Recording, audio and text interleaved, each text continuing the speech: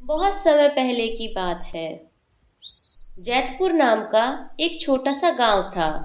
इस गांव के सभी लोग मिलजुल कर रहा करते थे। वहां के लोग बहुत अच्छे और भोले थे। लेकिन कुछ सालों पहले एक चुड़ैल के श्राप से वह सारा गांव श्रापित हो गया। कुछ लोगों का कहना है कि अगर उस गांव में कोई भी लड़की पैदा होती है तो चुड़ैल उस बच्ची को उठाकर ले जाती है और उसे मार डालती है, जिस कारण उस गांव में एक भी लड़की नहीं होती। गांव के सभी लोग डरे हुए होते हैं। एक बार की बात है, उस गांव में एक औरत को एक बच्चा होता है। अरे, क्या हुआ दाई माँ? लड़का हुआ या लड़की? जल्दी बताओ। लड़की हुई है। हे भगवान, ये क्या हो गया? सुनिए जी, मेरी बच्ची गायब हो गई है। पता नहीं कहाँ गई। चुड़ैल ने मेरी बच्ची को भी मार दिया। हे भगवान, अब मैं क्या करूं? उस गांव में अगर कोई लड़की पैदा होती है तो उस पूरे गांव में मातम छा जाता है। उसी गांव में सुरेश नाम का एक आदमी अपनी पत्नी के साथ रहता था। सुरेश की पत्नी गर्भवती थी। सुनो जी, मुझे बहुत डर लग रहा है। कहीं हमारे घर भी लड़की हुई और उस चुड़ैल ने हमारी बेटी को मार दिया तो? अरे, शुभ शुभ बोलो। बहुत मन्नतों के बाद हमारे घर में खुशी आने वाली है। किसी की नजर न लगे बस अब।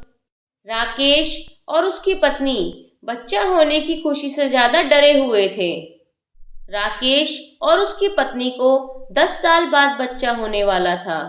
वे दोनों नहीं चाहते थे कि उनके बच्चे को किसी की नजर लगे, जिस वजह से राकेश की पत्नी बहुत दुखी रहती थी।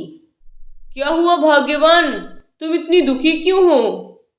जैसे जैसे बच्चा होने का टाइम नजदीक आ रहा है, वैसे वैसे मेरा डर और भी बढ़ता जा रहा है। हमारा बच्चा लड़का ही होगा ना? अरे भाग्यवान, लड़का हो या लड़की, मुझे तो दोनों से ही प्यार है। लेकिन चुड़ैल के डर से तो सब लड़का ही चाहते हैं। लेकिन मैं क्या करूं? अगर लड़की हुई तो हम उसे यहाँ से लेकर भाग जाएंगे, लेकिन उसे कुछ होने नहीं देंगे। एक काम करो, तुम अपने मायके चली जाओ। वहां तो ऐसा कोई श्राप नहीं है। वहां तुम दोनों बिल्कुल सुरक्षित रहोगे। राकेश अपनी पत्नी को मायके छोड़ आता है। कुछ ही दिनों बाद राकेश की पत्नी एक लड़की को जन्म देती है। कुछ देर बाद जब राकेश की पत्नी की नजर बच्ची पर पड़ती है तो वह देखती है कि पालना तो बिल्कुल खाली है। उसकी बच्ची वहां पर नहीं है। उसकी बच्ची उसके मायके से भी गायब हो जाती है। जब राकेश को यह बात पता चलती है तो वह बहुत हैरान हो जाता है और सोचता है कि यह श्राप तो उसकी बीवी के ससुराल में था, मायके में तो ये श्राप नहीं था। फिर ऐसा कैसे हो सकता है? राकेश और उसकी पत्नी बहुत रोते हैं। सुनिए, हम ऐसे हाथ पे हाथ धरे नहीं बैठ सकते हैं। मुझे मेरी बच्ची वापस चाहिए। तुम सही कह रही हो। चाहे कुछ भी हो जाए, हम हमारी बच्ची को उस चुड़ैल से बचाकर जरूर वापस लाएंगे।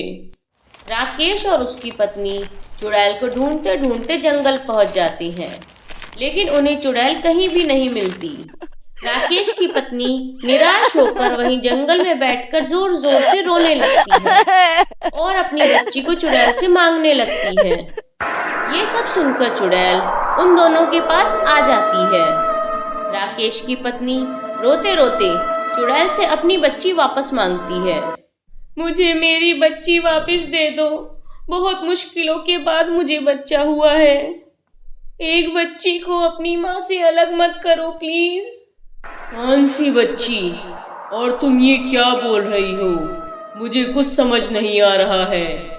वही बच्ची जिसे आप यहाँ पर लेकर आए हैं, प्लीज उसे वापस कर दीजिए हमें। मैंने किसी की बच्ची को नहीं मारा और ना ही मैं तुम्हारी बच्ची को यहाँ लेकर आई हूँ। राकेश को कुछ भी समझ नहीं आ रहा था। वह गांव में होने वाली सभी घटनाओं के बारे में चुड़ैल को बताता है कि कैसे उसका गांव चुड़ैल के श्राप से श्रापित है। मुझे नहीं पता ये कौन कर रहा है, और ना ही मैंने तुम्हारे गांव को कोई श्राप दिया है, और ना ही मैं बच्चियों को मारती हूँ। लेकिन तुम दोनों की खुशी के लिए मैं इस बात का पता जरूर लगाऊंगी। राकेश अपनी पत्नी और चुड़ैल के साथ गांव की तरफ जा रहा होता है। तभी उन्हें एक बच्चे के रोने की आवाज सुनाई देती है। वे तीनों देखते हैं कि कुछ लोग एक बच्ची को नदी में फेंक रहे थे। तभी वह चुड़ैल वहां पहुंचकर उस बच्ची को बचा लेती है। सब लोग चुड़ैल को देखकर डर जाते हैं। वह बच्ची राकेश की होती है। बताओ, तुम लोग इस बच्ची को नदी में क्यों फेंक रहे थे? यह एक लड़की बच्ची है, और हमारे गांव में ये श्राप है कि हमारे गांव में कोई भी लड़की पैदा नहीं हो सकती है। तुम लोग बिल्कुल झूठ बोल रहे हो। अगर तुम लोग मुझे सच सच नहीं बताओगे तो मैं तुम सबको खा जाऊंगी। अरे नहीं नहीं, हमें मत खाओ। ये सब हमने ही किया है ताकि हमारे गांव में कोई भी लड़की पैदा ना हो, क्योंकि लड़कियां एक बोझ के समान होती हैं और उनकी शादी करने में पूरा का पूरा परिवार कर्ज में डूब जाता है। हमने ही यह अफवाह फैलाई थी कि चुड़ैल लड़की बच्ची को मार देती है। जब भी गांव में कोई लड़की बच्ची पैदा होती है, हम सब उसे लाकर इस नदी में फेंक देते हैं, और ये सब चुड़ैल ने किया है ऐसा कहकर हम पूरे गांव में ये अफवाह फैला देते हैं। ये सब सुनकर चुड़ैल को बहुत ज्यादा गुस्सा आ जाता है।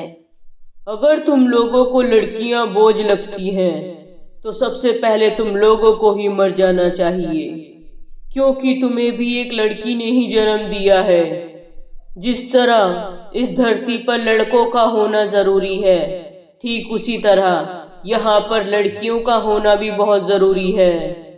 लड़का और लड़की के बिना ये संसार अधूरा है। अगर तुम सब इसी तरह अपनी बच्चियों को मारते रहोगे तो बहू कहाँ से लाओगे? बेटा हो या बेटी, सब बच्चे अपने माँ बाप के लिए समान होने चाहिए। मैंने अभी तक तुम्हारे गांव को कोई श्राप नहीं दिया था, लेकिन आज दे रही हूँ। कोई भी अगर लड़का या लड़की में भेदभाव करेगा तो मैं उस इंसान को खा जाऊंगी। और ये बात तुम सब गांव वाले कान खोल कर सुन लेना।